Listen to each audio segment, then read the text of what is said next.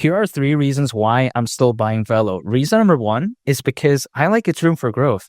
Now, even though nothing I say is financial advice, if let's say VELO were to go to the price of $1, which by the way is still my price target for VELO during this bull run, that right there is around a 39x from here. Now, let's say we make a make-believe scenario. If let's say hypothetically I were to put $1,000 into VELO right now, and let's say again it were to go to the price of $1, around a 39x from here, at that point, again, if VELO were to go to the price of $1, my $1,000 would hypothetically become 39 grand. Now, this isn't a guarantee, and I get it.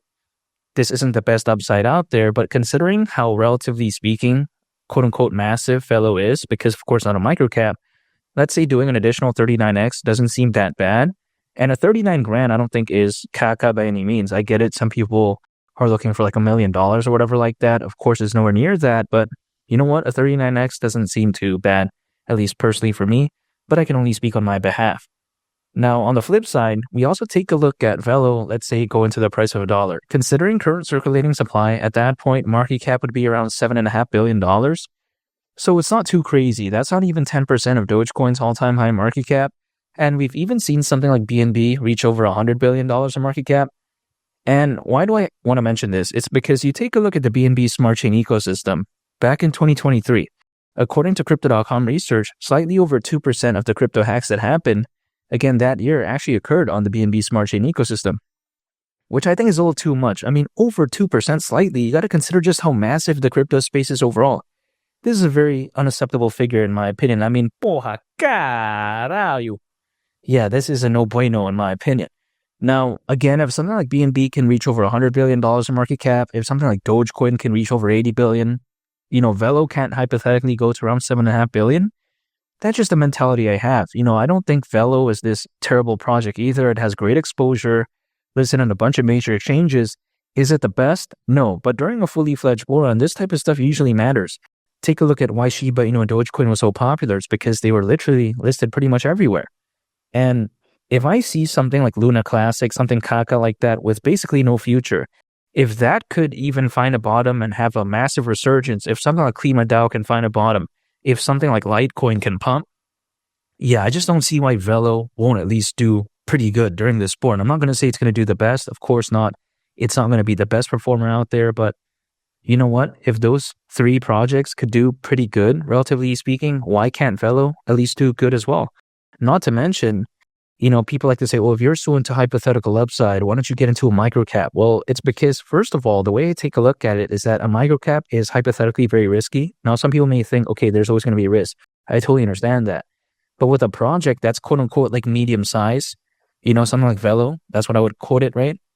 Something kind of being medium like that. The risk doesn't feel as crazy, but then at the same time, the room for growth still feels like it's there. Because if I choose something quote unquote safer like Bitcoin or like Ethereum or like Solana or like a BNB, yeah, sure, there's going to be less risk, I would assume. But then at the same time, it's a little bit boring. What's that really going to do, right? But on the flip side, a microcap, maybe it could do 1000x, who knows? But then at the same time, the risk feels a little bit too crazy.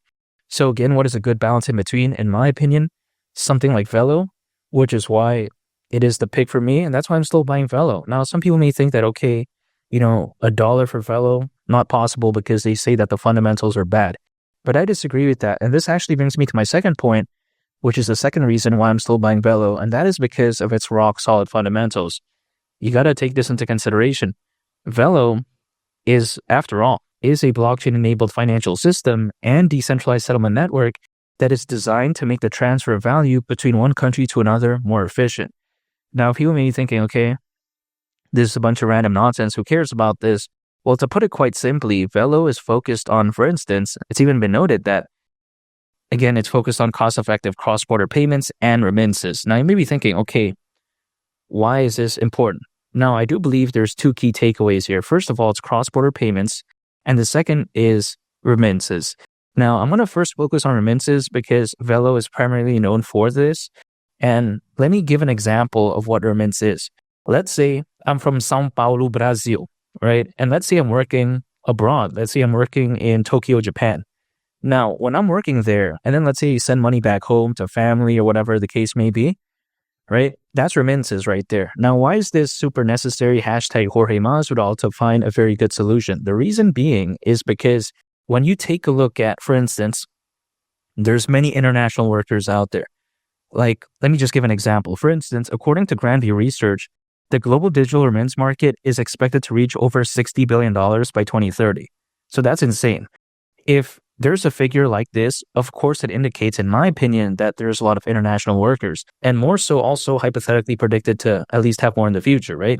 But even besides that point, the amazing thing about VELO is that initially they did start off by being focused on the Southeast Asian market, or should I say region. Now, you may be thinking, okay, why Southeast Asia more specifically?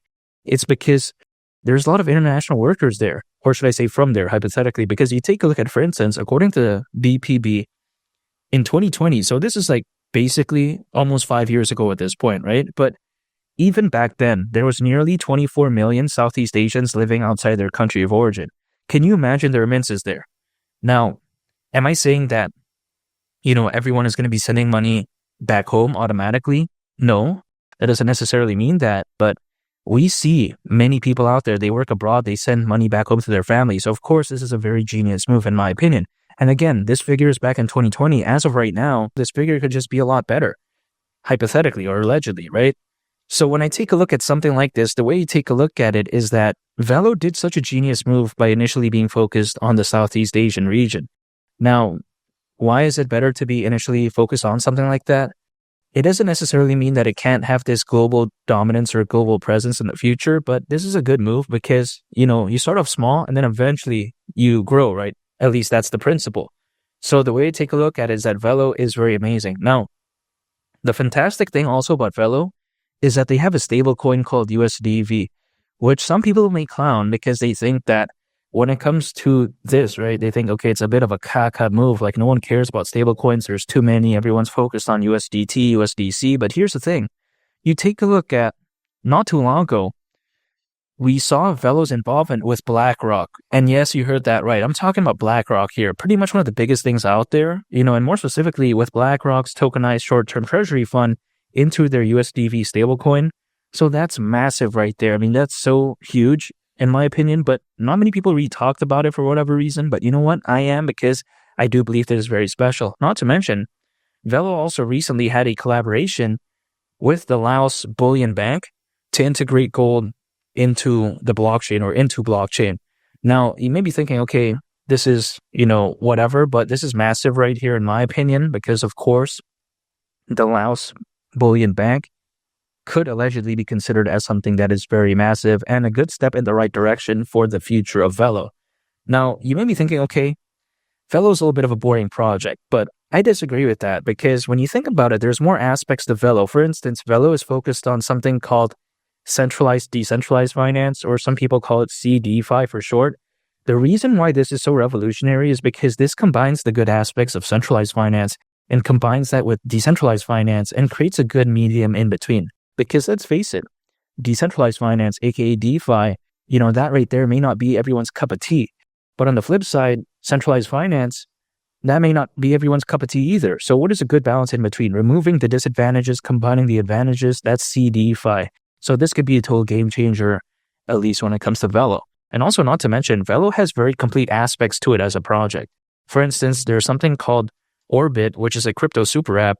Not to mention there's something called Warp, a multi-network cross-chain bridge. Not to mention something called Universe, which is a multi-chain super decentralized exchange. Not to mention there's something called the Nova Chain, which is an affordable universal blockchain network. Oh man, I'm beginning to want to take a shower here because there's a lot of aspects, but you know what? We're going to continue because you take a look at, last but not least, there's something called Quantum, which is a one-stop lightning speed remittance network. So when you think about that, isn't VELO a top-tier project? It's not necessarily the most flashy project out there, but I do think it's cool. I think it's interesting. I don't think it's boring, and I think its fundamentals are A+. So when I see something like this, it's a thumbs up for me, and it's a no-brainer. And the third and final reason why I'm still buying VELO is because, as the old saying goes, a high tide raised all ships. According to Crypto.com research, there's currently over 600 million crypto owners, which is more than ever before in history. Back in the peak of the 2021 bull run, there was roughly only around 300 million crypto owners. And yet still, even despite that, the bull run was that impressive. So imagine this time around. Not to mention, according to Charles Hoskinson, in the next 1 to 2 years, based on a video that he was a part of back in November, he did say that he could very well see Bitcoin reaching anywhere between $250,000 all the way up to $500,000. So that's insane.